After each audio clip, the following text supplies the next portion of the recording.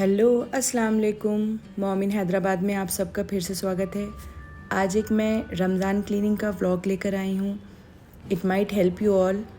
Cleaning का नाम लेते ही हम सब के जहन में एक अलग सा तनाव हो जाता है कि अब कैसे पूरा सब कुछ अकेले करना है। मोस्टली जिनको अकेले करना रहता है उनको ज़्यादा प्रॉब्लम होता है, जैसे मुझे होता था हमेशा से। लेकिन कुछ साल से मेरे किड्स मेरे साथ हेल्प करते थे क्लीनिंग में, लेकिन अभी रमज़ान से पहले मेरे दोनों बच्चों के एग्ज़ाम्स हैं, तो मैं उन दोनों को बिल्कुल भी डिस्टर्ब नहीं करना चाहती थी और मैंने ख़ुद से ये सोचा कि मैं ख़ुद से साफ़ करती हूँ। क्लीनिंग स्टार्ट करने से पहले मैं डिसाइड कर लेती हूँ कि मुझे कौन सा साइड पहले साफ़ करना है, तो उस साइड की पूरी चीज़ें जितनी भी वॉल में हैं या डेकोरेशन के सामान हैं सबको मैं निकाल लेती हूँ और जितनी बाहर रखी हुई चीज़ें हैं जिन्हें कबर्ड्स में डालना है उन्हें डाल देती हूँ।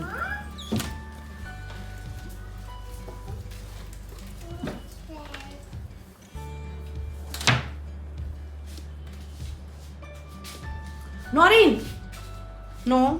क्लीनिंग पहले मेरे लिए इतना डिफ़िकल्ट नहीं होता था क्योंकि मैं फ्रीक्वेंटली साफ़ करती रहती थी, लेकिन जब से नौरीन हुई है तो उसके हिसाब से करना पड़ता है। दो आज भी नहीं होती थी सफाई मेरी, लेकिन मैंने सोचा कि अब ये तो उठ जाती है कैसे भी, ये फिर रमज़ान भी आ जाएगा और सफाई होगी नहीं, तो उसके जगते हुए ही मुझे ये सब करना पड़ा।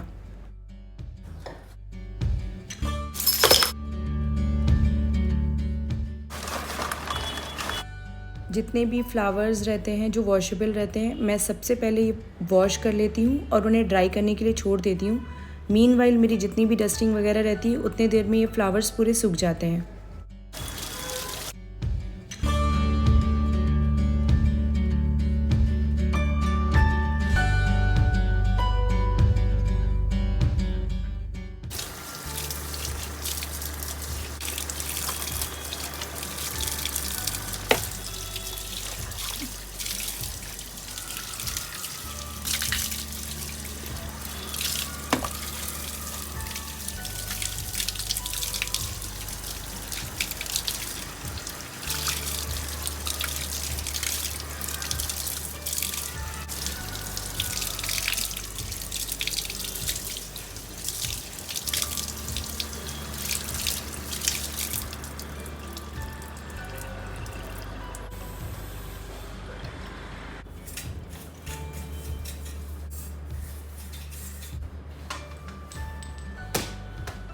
आई डू मेक श्योर कि एक साइड पूरा अच्छे से नीट एंड क्लीन हो जाना चाहिए, तभी मैं दूसरी तरफ जाती हूँ, वरना बहुत ज़्यादा मेस हो जाता है।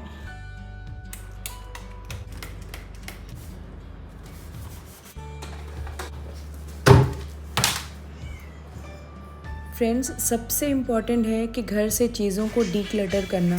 गैर ज़रूरी सामान को निकाल के फेंक दीजिए, उसकी कोई ज़रूरत नहीं पड़ती है।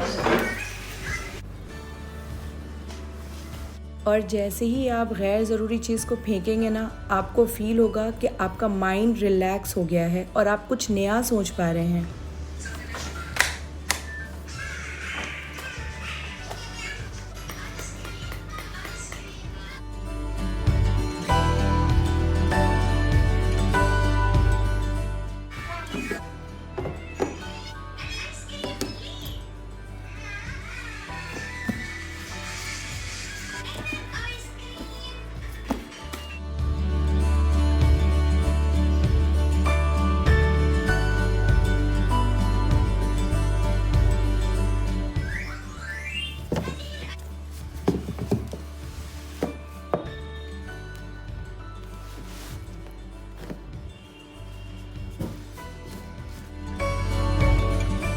फाइनली मेरे डाइनिंग हॉल का या डाइनिंग रूम बोलिए या ड्राइंग रूम बोलिए, दोनों मेरा सेम ही है। उसका वन साइड क्लीन हो चुका था, तब मैं फ्रंट साइड दूसरे साइड पे आई थी और मैंने इस कूलर को निकाल फेंका है क्योंकि डीक्लटर करना बहुत ज़रूरी है। और मेरे पास चूँकि क्रॉकरीज के लिए कुछ अलग से स्टैंड नहीं है, तो मैं इसी में ही क्रॉकरीज भी रखती हूँ और एक साइड पे अपने बुक्स भी रखती हूँ। और थोड़े बहुत बच्चों के जो अवार्ड्स हैं, मेरे जो अवार्ड्स हैं, वो सब भी मैं इसी वॉल यूनिट पे अरेंज करके रखती हूँ। मेरे पास कुछ एंटीक चीज़ें भी हैं, जैसे ये 100 ईयर्स ओल्ड लोटा है और जो मुझे जहेज़ में कुछ चीज़ें मिली थी पीतल की, जो काफ़ी पुरानी है, तो उसे एज अ डेकोरेटिव आइटम्स भी मैं इसी वॉल यूनिट में रखती हूँ।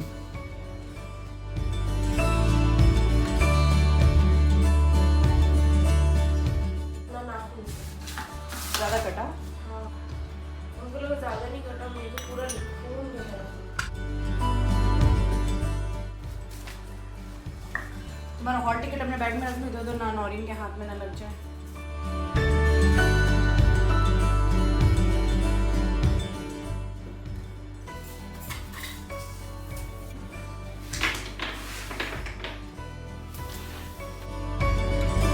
वन साइड ऑलरेडी क्लीन हो चुका है, तो इस साइड को मैं डस्टिंग झाड़ू वगैरह से नहीं करती हूँ, कपड़े से कर लेती हूँ, ताकि यहाँ का डस्ट उड़कर दूसरी साइड पे ना जाए।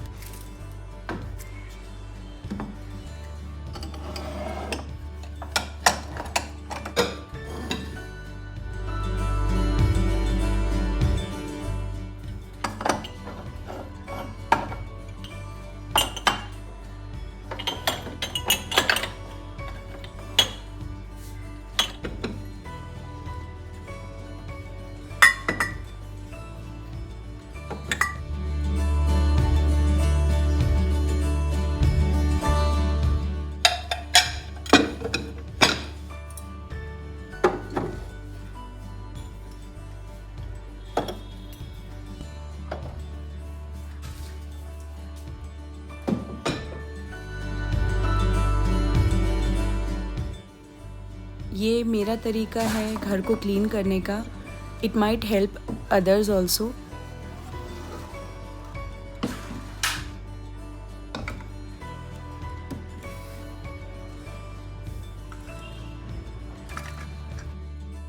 अगर उसमें से किसी 10 लोग को भी मेरी इस टिप से कोई फ़ायदा हुआ तो मुझे बहुत खुशी होगी।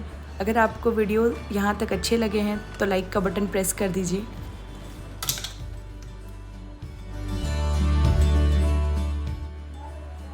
ये रमज़ान क्लीनिंग की थोड़ी सी छोटी सी टिप्स थी जो हेल्प कर सकती है फास्ट काम फिनिश करने में।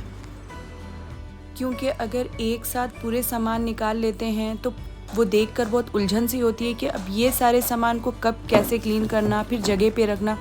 तो ये मेरा तरीका है क्लीन करने का।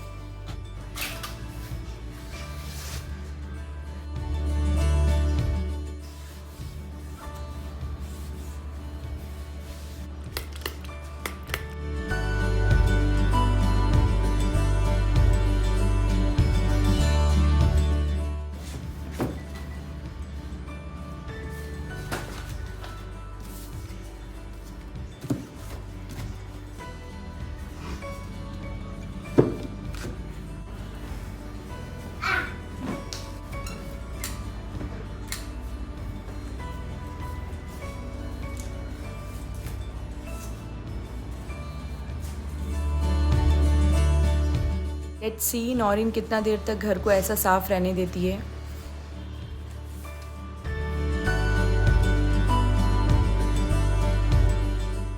और ये था मेरा एक छोटा सा व्लॉग जो मैंने अपने एक्सपीरियंस आपके साथ शेयर किए हैं।